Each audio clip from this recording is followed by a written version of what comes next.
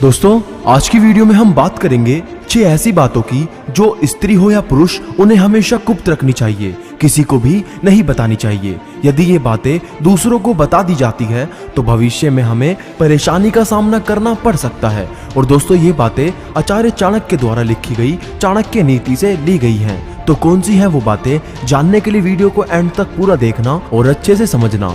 तो दोस्तों सबसे पहली बात, अपमान। यदि किसी वजह से हमें अपमान का सामना करना पड़ा हो तो इस बात को गुप्त रखना फायदेमंद होता है। यदि दूसरों को ये बात मालूम होगी कि हमें अपमान का सामना करना पड़ा है तो लोग हमारा मजाक बना सकते हैं। आज के समय में लोग किसी का भी मजाक बनाने में देर नहीं लगाते, और यदि आप अपने अपमान की बात किसी को बताते हो तो हो सकता है वो व्यक्ति ऐसा दिखाए जैसे वो दुखी है, परंतु पीछे वो और लोगों के सामने आपका मजाक उड़ाएगा। इसलिए ऐसी बातों को भूल जाएं और किसी दूसरे व्यक्ति को ना बताएं। और दोस्तों दूसरी बात, धन हानि।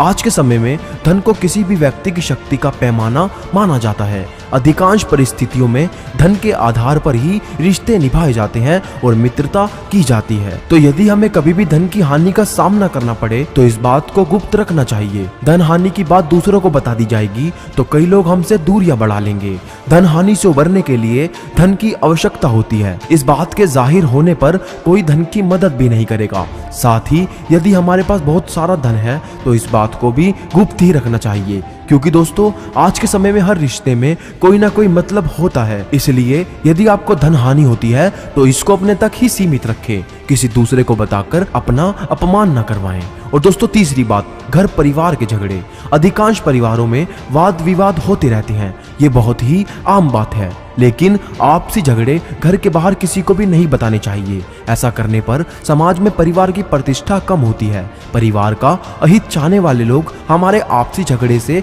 लाभ उठा सकते हैं। जरूरी नहीं जिसको आप ऐसी बातें बताएं वो आपके पक्ष में ही बोले। ये चीज आपको समझनी होगी कि आपकी मुश्किल घड़ी में आपके घर परिवार के लोग ही आपके काम आएंगे, बाहर का कोई नहीं। और बाहरी व्यक्ति को घर की बातें बताना एक बहुत बड़ी गलती साबित हो सकती है। और दोस्तों चौथी बात, गुरु द्वारा दिए गए मंत्र को हमेशा गुप्त रखना चाहिए। गुरु मंत्र तभी सिद्ध होते हैं जब इन्हें गुप्त रखा जाता है।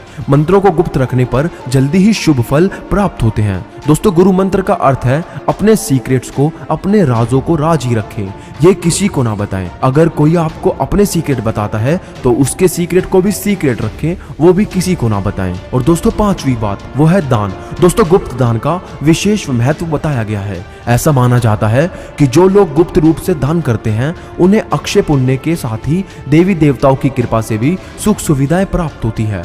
दूसरों को बता कर दान करने पर पुण्य प्राप्त नहीं हो पाता। इसलिए यदि कभी आप दान करें तो गुप्त तरीके से करें, चुपचाप करें, दुनिया को बताकर नहीं। और दोस्तों आखिरी बात, वो है पद प्रतिष्ठा।